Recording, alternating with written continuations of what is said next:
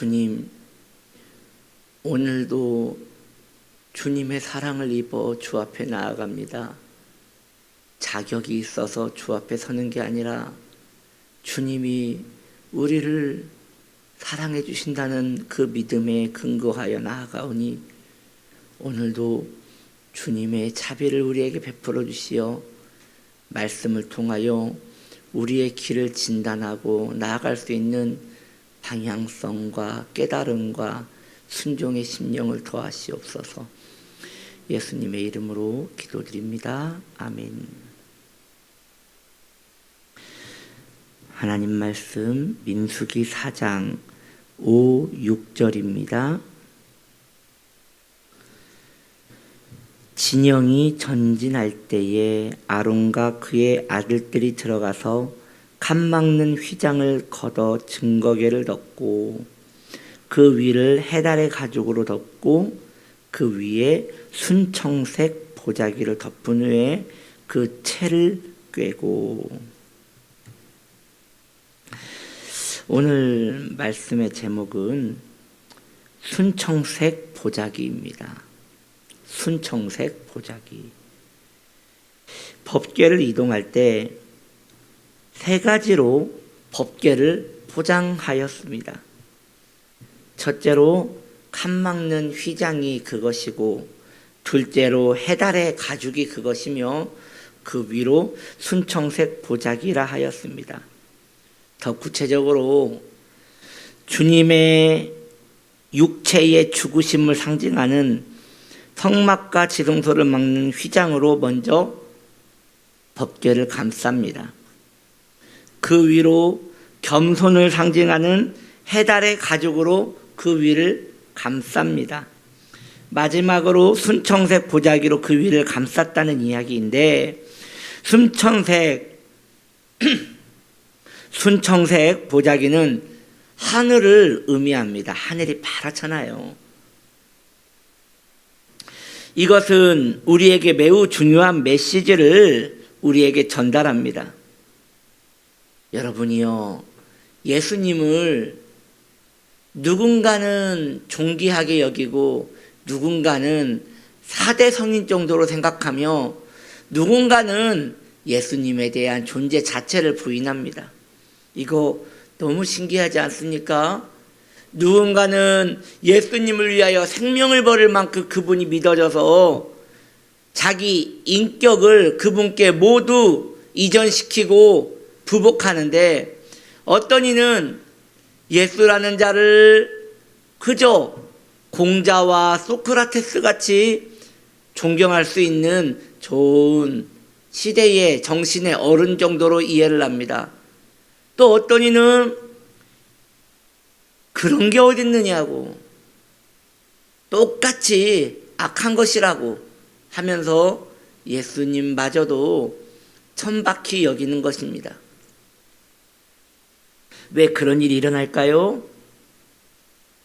하늘의 사람, 즉 거듭난 사람만 예수님을 인지할 수 있고 예수님이 믿어지며 예수님께 부복을 하기 때문입니다. 하늘의 눈이 열려야 그 귀함을 알 수 있는 것이에요. 이 땅에 속한 자들은 눈이 더러워요. 그들은 정결하지 못해요. 그래서 볼 수 있는 눈이 없기 때문에 본 적도 없어요.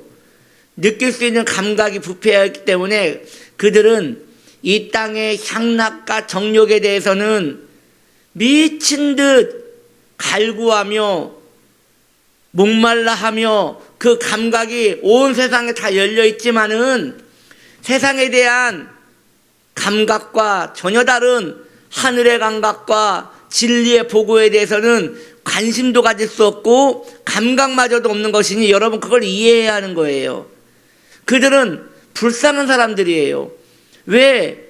열리지를 않았기 때문에 마귀가 계속 개목줄을 끌고 다니는데 보이지 않는 마귀에게 끌려가는지를 모르고 이 세상 끝까지 끌려다니다가 마지막에 육신의 종말이 이루어질 때 그들은 멸망하여 마귀가 자기를 위하여 보존된 지옥으로 끌려가 영원히 형벌을 누려야 하는 거예요. 이건 너무나 무섭고 슬픈 일이 아닐 수 없습니다.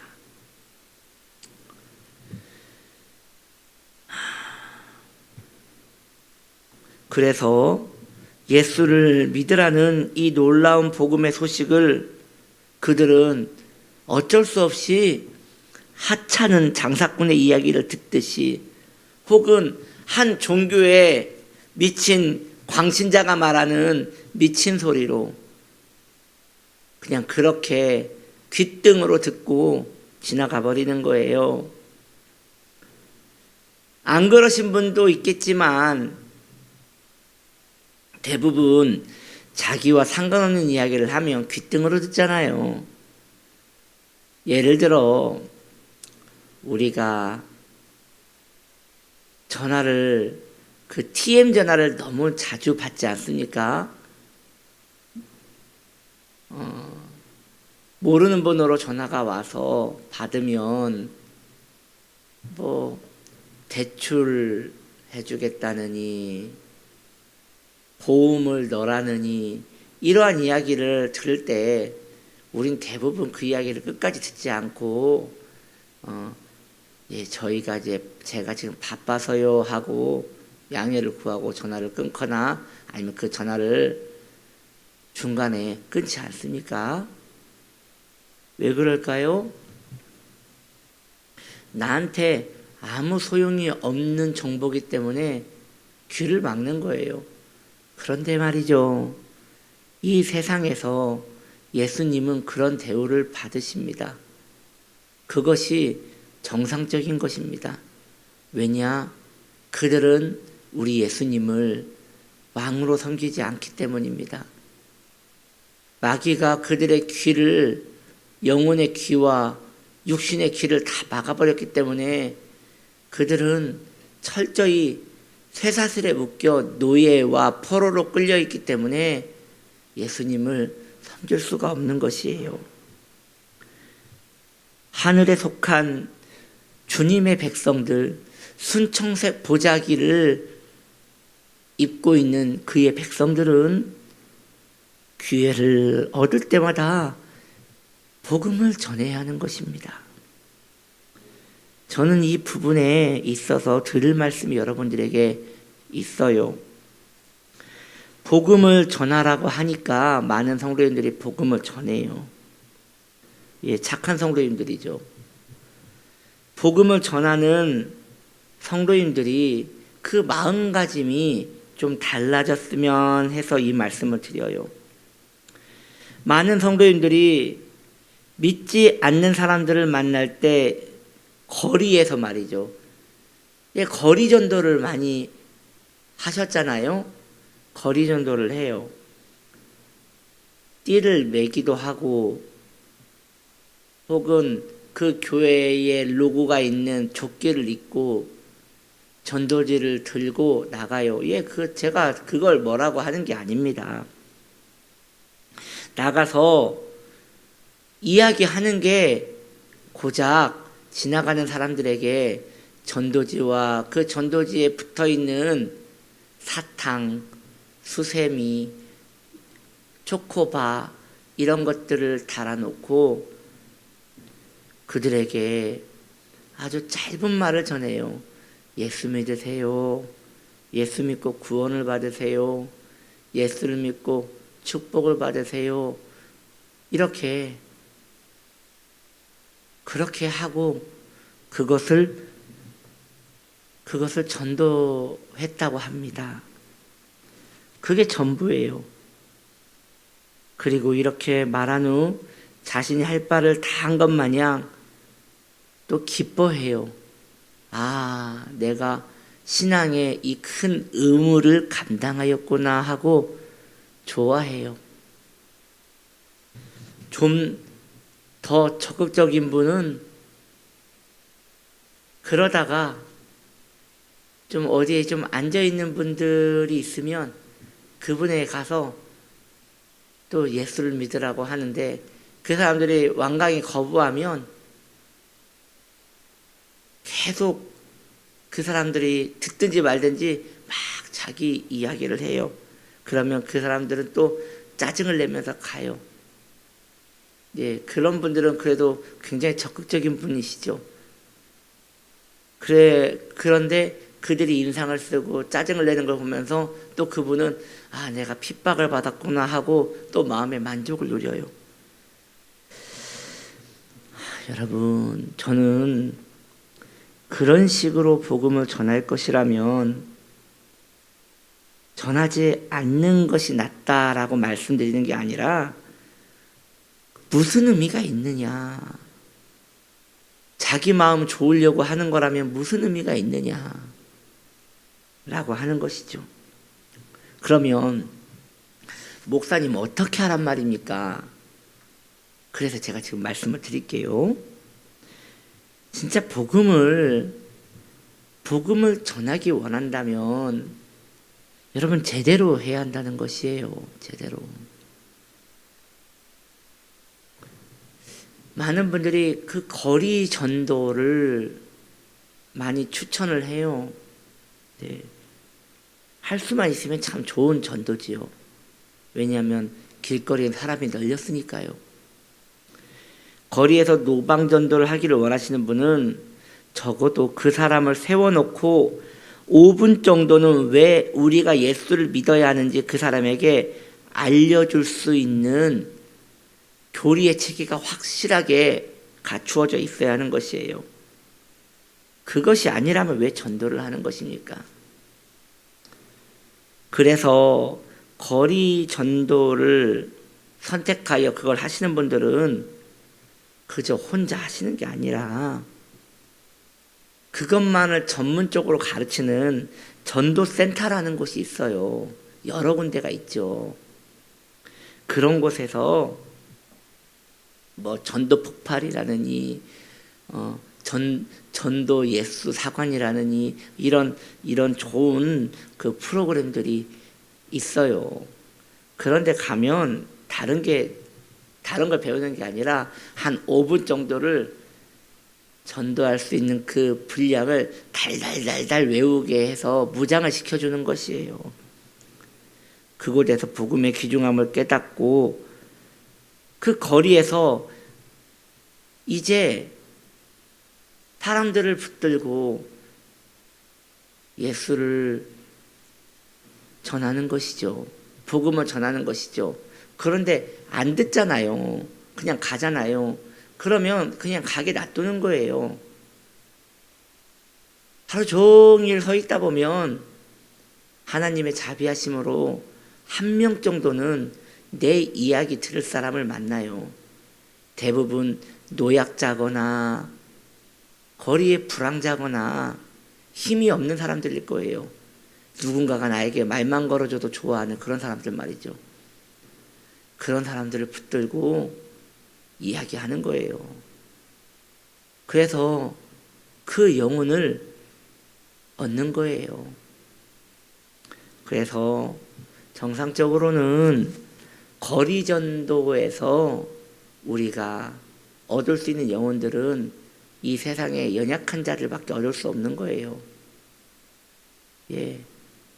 그런데 그분들은 그 전도하신 분들의 또 짐이 돼요. 많은 큰 짐이 돼요. 그것까지 감당할 마음이 있으면 하시라는 거예요. 그분들을 끝까지 모시고 내 영혼이 그분들을 회심하는 데까지 이르기까지 양육하고자 하는 마음이 있으면 시작하시라는 거예요. 저는 여러분들이 거기까지 갈 수 있다면 정말 소중한 분이라고 생각합니다. 거리 전도는 그게 전부예요. 그렇게 해서 영혼을 얻어서 주님의 교회로 인도할 수 있으면 너무 좋지요. 간혹 교회를 어디로 갈까 몰라서 선택지를 찾고 있던 분들이 찾을 수도 있겠지만 그런 일들이 얼마나 있겠습니까? 그리고 그런 분들 가운데 신천지가 아니라는 법이 어디 있습니까? 신천지들이 이러한 목적을 가지고 전도자들 근처에 접근하는 것은 아주 오래된 방식입니다. 그러니 복음을 전할 때에 확실하게 교회를, 거리 전도는 교회를 데리고 오려고 전도를 하는 게 아니라 그 거리에서 복음으로 수긍을 시킬 수 있는 그 정도 실력을 갖추고 있어야 하는 것이에요. 거리 전도가 어렵지요. 그러면 거리 전도 하지 마시고요. 그거 못 하시겠으면 그러면 관계 전도 하시면 돼요. 내가 알고 있는 복음을 이야기할 수 있을 만큼 관계를 형성하는 사람들을 곁에 두고 그들에게 하늘의 이야기를 할 수 있는 기회를 달라고 기도하며 때를 얻을 때, 그들이 아쉬울 때 그들에게 복음을 전할 수 있는 시간을 갖게 되는 것이죠. 그게 가장 가깝게는 가족일 수도 있고 혹은 오래된 지인일 수도 있는 것이죠. 그런데 여러분 해보셨지요? 그것도 쉽지 않아요. 어쩌면 거리전도만큼 어려운 것이 또 관계전도예요. 왜냐? 그 사람이 나를 너무 잘한단 말이에요. 가족이니까 말이죠. 그러나 여러분, 그래도 이 부담감을 여러분이 평생 지고 감당하셔야 합니다. 그것마저도 안 하겠다면, 그것도 안 하겠다면 어쩌겠습니까? 안 하셔도 됩니다. 그것도 하기 싫으면 마지막으로 그 영혼을 위하여 눈물로라도 기도하세요. 내가 실력이 없고 게으르고 악해서 영혼에 대한 관심이 없어 그나마 기도라도 하려 하오니 주님, 그 영혼을 구원하려고 기도라도 하세요. 근데 기도하라고 했더니 그저 뭐 눈물을 흘리는 것도 아니고 애통함도 없고 이름 몇 번 부르고 그걸 영혼을 위하여 기도했다고 하시더라고요. 안 한 거잖아요. 그랬더니 또 못 하시겠대요. 아니면 하고 있는데 왜 그러냐요. 그러면 그것도 하지 마세요. 대신 그것도 그마저도 하고 싶지 않다면 영혼에 대한 아무 관심도 없는 당신은 절대 하늘의 사람이 아니에요. 아니에요. 절대 하늘의 사람 아니에요. 그렇게 하늘의 소식을 좋아하지도 않고 전하고 싶지도 않고 용기도 나지 않고 그것 때문에 괴로워하지도 않고 그런 분들은 아마도 교회 생활에 익숙한 자연인일 거예요. 하늘의 사람들은 세속에 있는 사람들에게 예수를 알게 할 의무가 있어요. 그 일을 간과하지 마십시오. 그 의무를 회피하지 마십시오. 2023년 복음으로 여러분을 무장하기를 바랍니다. 기도합시다.